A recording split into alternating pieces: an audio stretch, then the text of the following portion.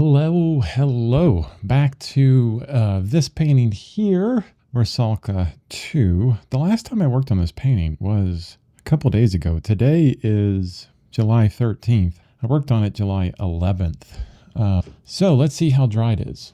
That's pretty darn dry. I mean, it's pretty set back here, especially the darker colors. If you've painted in oil, you know that normally the darker colors dry a lot faster than the lighter colors. Let's test it. Oh, that's pretty dry too. Now, oh wow, that red is already dry, like even more dry than the blue. This yellow area, pretty dry as well. So a couple days, this is like set.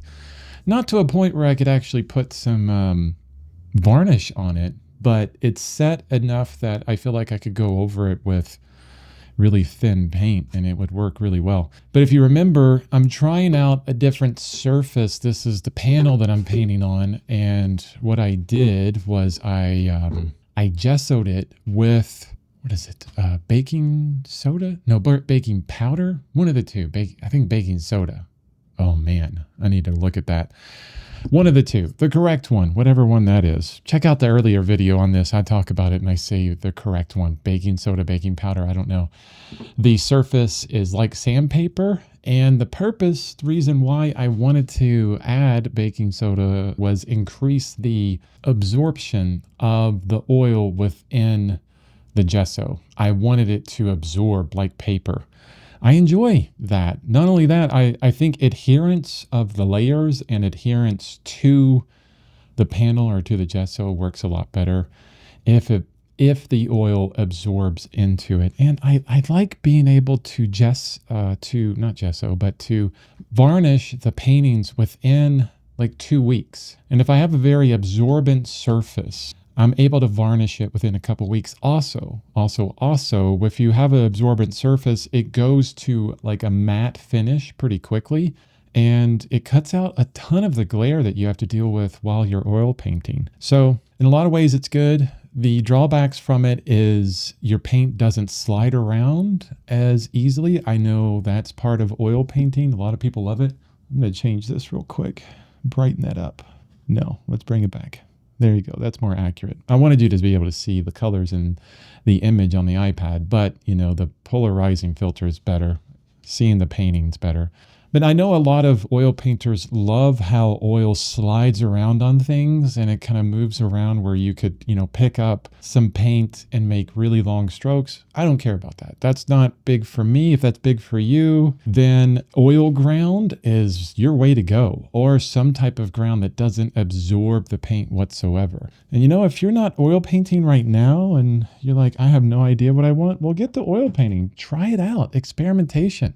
I'm building an online course right now, and one of the things that I say constantly is you have to experiment. You have to figure out what works for you. When you're starting out, it's wonderful to go to an artist where you enjoy how they work and you figure out their materials, you get their materials, as long as it's not too expensive, right? And start out how they're starting out. You're not going to paint as like they do or as well as they do, but at least it's a starting point that you feel confident with, and you can experiment from there. And that's the most important thing. Trying out stuff, because there is an infinite variety of materials, surfaces, brushes, paints, everything. And no one person can tell you this is what you need to paint with all the time. No, you have to really bring yourself into that and say, yeah, okay, Mr. Bevan, I see what you're doing, but I don't like it for X, Y, and Z. Let me try something different. That's the best way to paint. Experiment. Figure things out for yourself.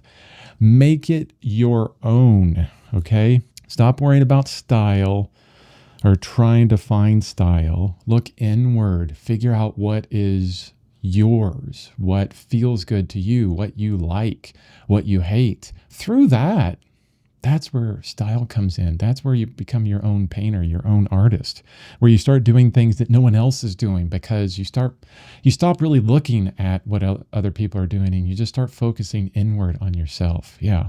I'm always on tangents, always talking about stuff. I always complain about it, that I ramble on a lot, but you know what? I'm going to stop doing that, because this is who I am. And yeah, it's the way that I like to talk about artwork. Okay. So, okay. Here I am Rusalka 2, the second one in this series. I've had 2 sessions on this, maybe 3, I forget, 2 drawing sessions plus this block-in stage. What am I doing now? Well, it's great that I make notes. See, I made notes on what I wanted to accomplish in this painting. I just turned 50 on the 10th, like 3 days ago. And I tell you what, I need this reminder. I need something to tell me, hey, this is what you're doing. So Rusalka curve at the top and bottom. So the water curving, I want to get that down. And then the curve of this fabric at the bottom really has this kind of oval shape that indicates, look here, this is the center of where you need to be. Light at the top and at bottom. So light in the water, light at the bottom. We got these opposing curves. I want to make sure that stays in there. Dark head over light on top. That's in the photo. Dark head over light. Great, really great compositional. If I kept the value of the head and didn't make up this light hitting the head, it would still work. It would still work. But I want to bring that super kind of crazy red into here. Shape and value, focus, blues all over, just blues and greens. Oof, I'm really having a lot of fun dealing with this modular color palette. Remember from previous sessions, I did this color palette, transparent red, iron oxide, and phthalo blue, but I didn't like how those interact because they didn't go to true grays. They went to like a grayish green. I replaced it with cadmium red light and phthalo blue because I get truer grays. I like these grays a lot better, plus that purple and these kind of teal colors. So I'm gonna be really playing with all of this in here, especially those blues, trying to separate the dress from the water, taking the water to a more of a green color, somewhere maybe around in here, maybe like right in this margin where it goes a little bit towards gray, but it still has a green to it. That's cadmium red light, phthalo blue, and a trace of yellow ochre, and I get right there, right, with a lot of white too. Just about the entire palette is in that one color. And then for the dress is going to go up here, more about like 1 to 2 cadmium red light to phthalo blue, so 2 phthalo blue, that kind of thing. Maybe hit some of these purples and grays within there, like this area. And then the skin tone and shadow, the bottom of the face and the top of the shoulders and the neckline, all in here. You can see I'm not moving too far out of here, except for the hair and the face. Then I'm like jumping into these really extremes. Fantastic. So that kind of separation, the play between those 2, 3 items. What else? Extreme pink and black are, that's a different artist that I'm looking at. There is this example here. Also, I started Rusalka 3, which looks like this. So we already have an example of what sunlight looks like on this model. So I can use a lot of those colors here.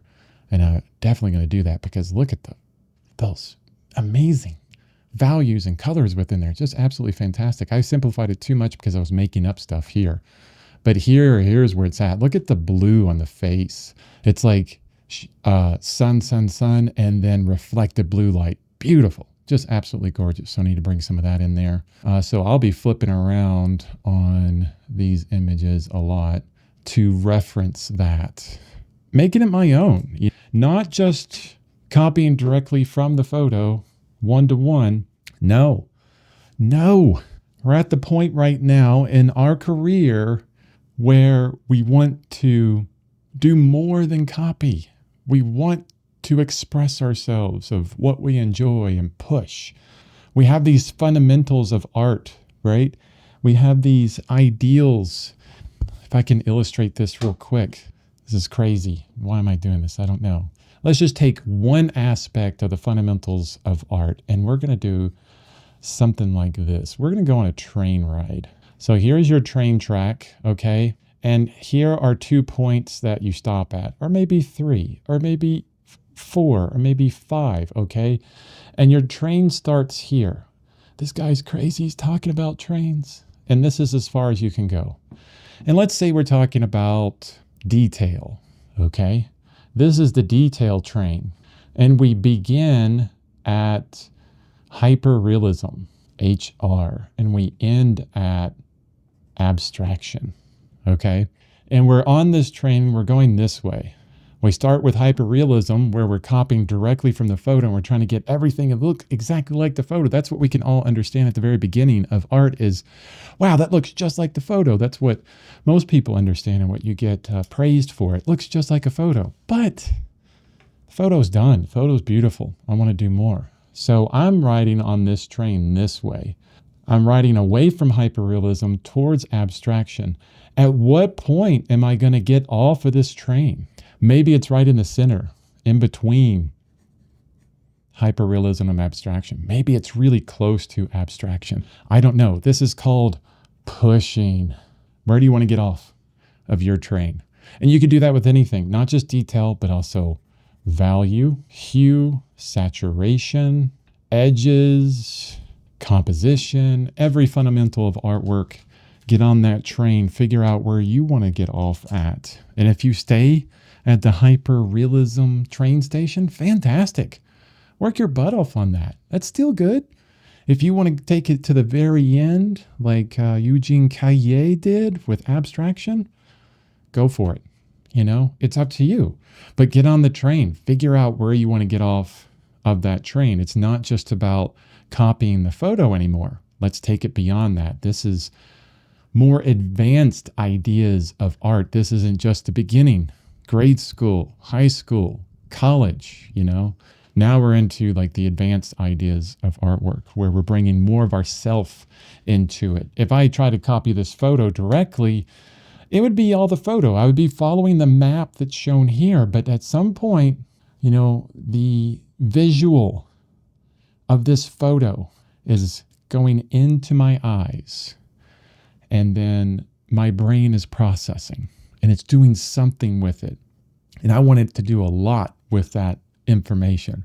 And then it goes out my arm, through my hand, onto the canvas. I want to translate it in some way. Now I could translate it as one-to-one, or I could say, you know what, let's abstract the crap out of this. So let's see how far we can take this today. Maybe I'm going to get off a little bit later on the train because honestly, the last few paintings, especially the last painting, Rusalka 1, I was probably right in here. I was still pretty realistic on it. Wasn't getting anywhere close to the abstraction, okay?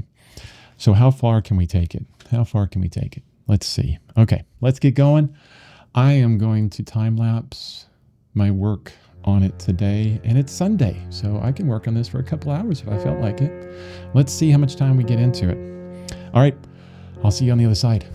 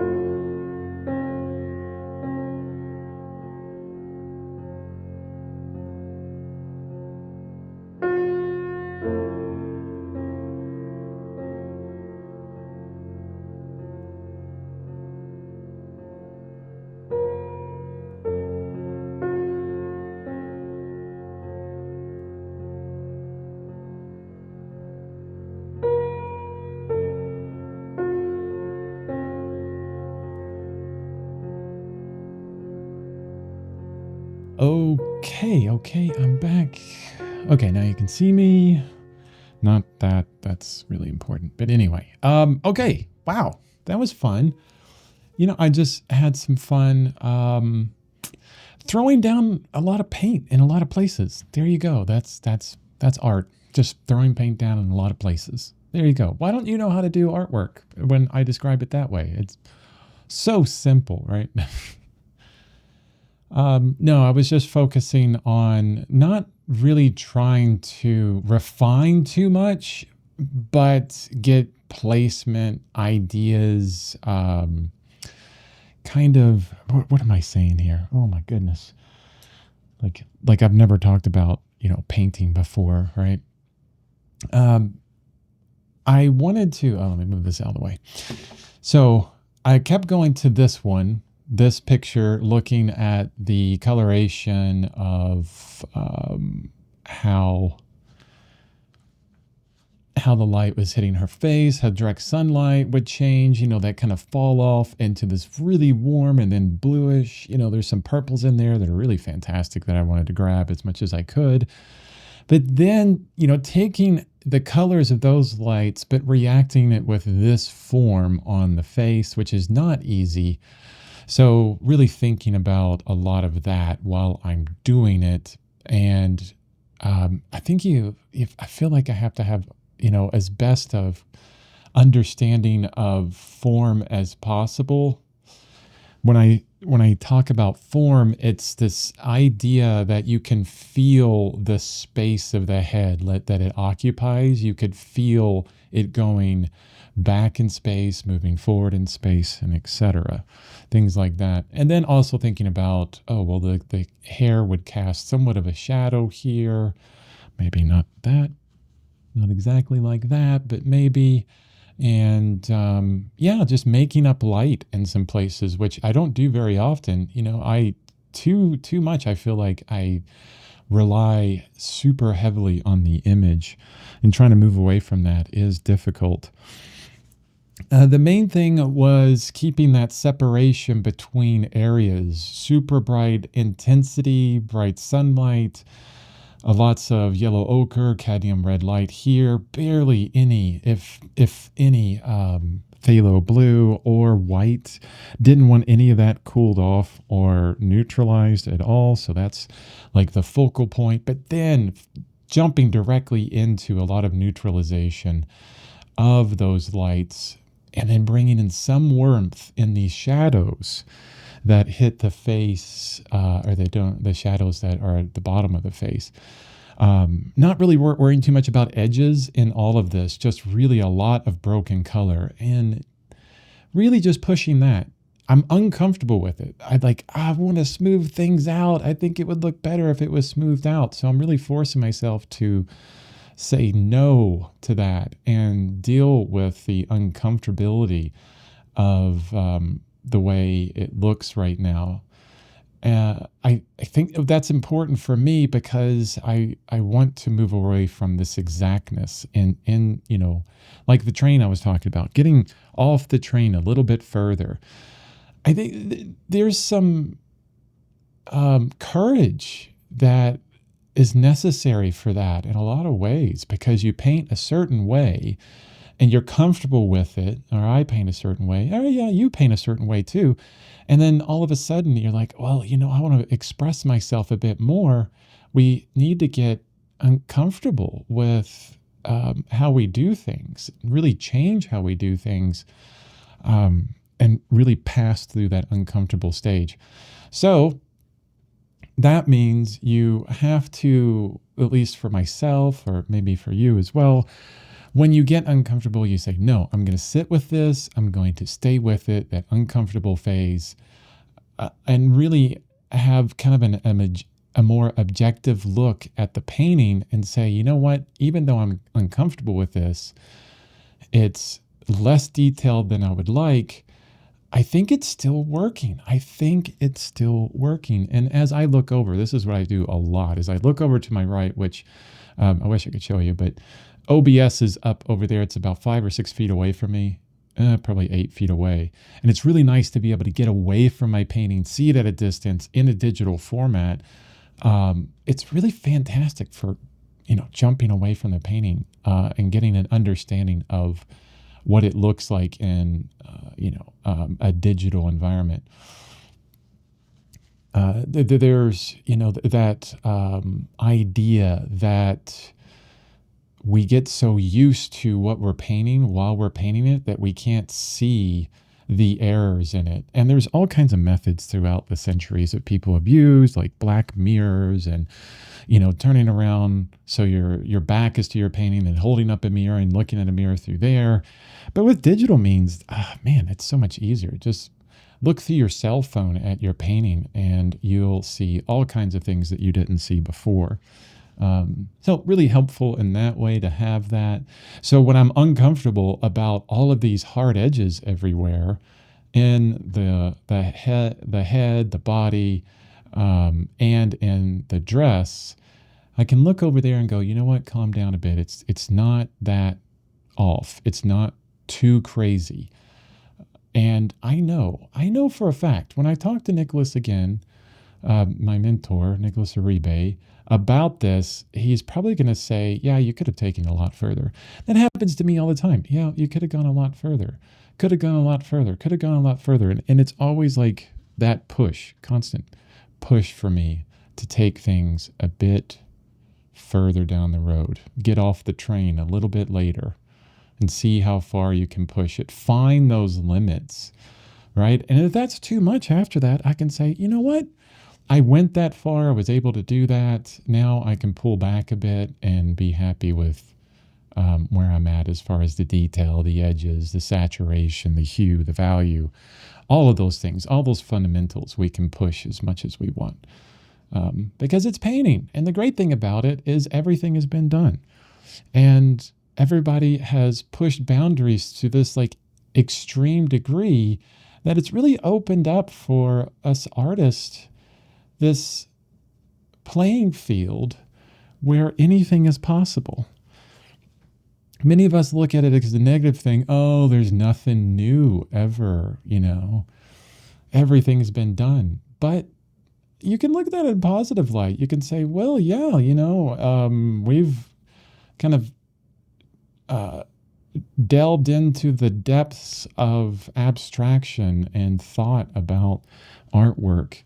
And other artists, very brave artists, have taken it to the nth degree, and we can look to them as these explorers that have taken things really far and understand like, hey, we could go that far too.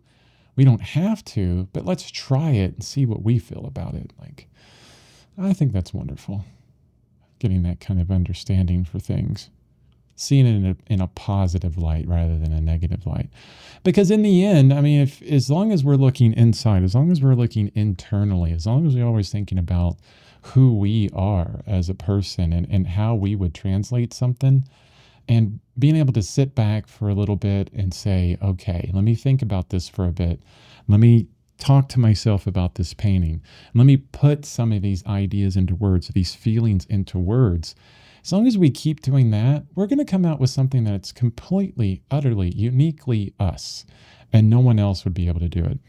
Even though it's a figure, even though it's like high contrast and all these things that's been done before, there's going to be something about it that many people can't put their finger on that is like, yeah, that's theirs. It's uniquely yours. It's uniquely ours because of that. So that's what I'm playing with. Not only am I'm looking to push things as far as I can and find those limits that I can hit or hopefully hit, find where I want to get off of that train. I don't like that hair that I just did. I really don't like that. But I'm also thinking about myself. I'm thinking about,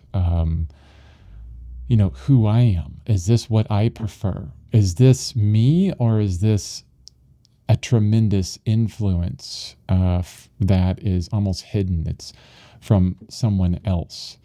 And I need to kind of rethink where I'm at, how I'm treating this subject matter in a certain way. Is it me or is it influenced? And yes, there's always going to be some influence, but is there enough of me in there so I feel represented? I feel like this is mine. I feel like I am expressing myself with my thoughts and my ideals the best that I can at this moment. I think that's so important. So important. Okay. I'm good right now for this session. One thing I did, well, two things I did. I put up, this was the previous painting. This is Rusalka 1. Oh, you can't see it all. There it is. Look at that. Look at the difference in those. The coloration is much different. Looks like more of an ultramarine down here. I think I did bring in some ultramarine, and you can really tell the difference in there. Really nice. I'll probably bring this painting back over here a couple more times because I love the colors I was able to reach in this neck, and I'm going to try and bring some of that over here. I'm uncomfortable with the transition of the sunlight into the shadow here, and I think I want to get that understood a bit more. It still feels like a painted face, like bright sunlight painted and then shadow painted, not like this natural transition of sunlight and shadow. It doesn't really feel that way. How can I do that simply and not too detailed? Like this one's super detailed. Like I got deep into all these transitions of things all over the place. Yeah, so I can use that as an influence because it's all about progressing, right? And if you do one painting that looks like this and you have another one you're not even looking at, it's like making the color charts, like spending all the time on this and not referencing it. And I think you noticed through most of the time lapse, especially at the beginning, making these big piles of color, I definitely tested a few on here and made sure that I was where I wanted to be to get the separation. I love the separation. I got these phthalo blues in the dress here. Like it goes to white with a little bit of red. Like it gets some purples in it, but then I popped a lot of phthalo blue in there to bring that out, to separate the two. More green in the background. And you might have noticed a lot of that green is going right into the hair. That is so important. Never just paint right up to the edge of something. It begins to look kind of fakey, like comic booky. You have to put in the work to go over, background to foreground. Just go over it, just like I did there with that stripe. Bring the hair back over the top of it. It's only a few strokes, pretty easy to do. You have the skill to do it. That's a lot of times what we do is we made that hair and that contour, that hair just perfect, and I don't want to screw it up by bringing the background into it. But I've seen so many paintings where everything's painted up to the edge and you get this kind of halo around the figure where it just doesn't look right. You're not painting the background first and pushing it behind and then things over it. It makes a huge difference to do that. There's something about it that just makes a huge difference. So that's important. Paint into each object and then paint the foreground objects over it. Yes, you could do the whole background in this kind of like perfect way and go, that water is perfect. But then you would be so crazy with the contour on the head where you don't want to mess up the water that you just did, that it becomes kind of stilted and stiff. So play with the foreground, background. Always paint the background in and then the foreground over. Always works really well. And you can play with like the dichotomy of those. Maybe I leave that stroke, you can do that. I mean, look at Mark Tennant. I mean, he does that all the time. It's fantastic. Look at Steve Houston, Nicholas Uribe, all these amazing artists. They're brave enough to leave that. I don't know if I am. Maybe. We'll see. Okay. Wonderful. Great session on this. I'm super happy with the way this is going. I can see that maybe the next session on this painting that I may finish it, but we'll see. That'll be tomorrow, hopefully, unless something gets in the way. Oh, no. Maybe not tomorrow. Maybe the next day. Man, life always gets in the way, doesn't it? But I will be doing artwork tomorrow, just in a different aspect. Life drawing. Yay. Okay. Thank you so much for watching my videos. If you want to see this painting once it's done with a darn good photo taking of it and other paintings in this series up on my website, chrisbevan.com, linked in the description below. Have a wonderful rest of your day. Bye-bye.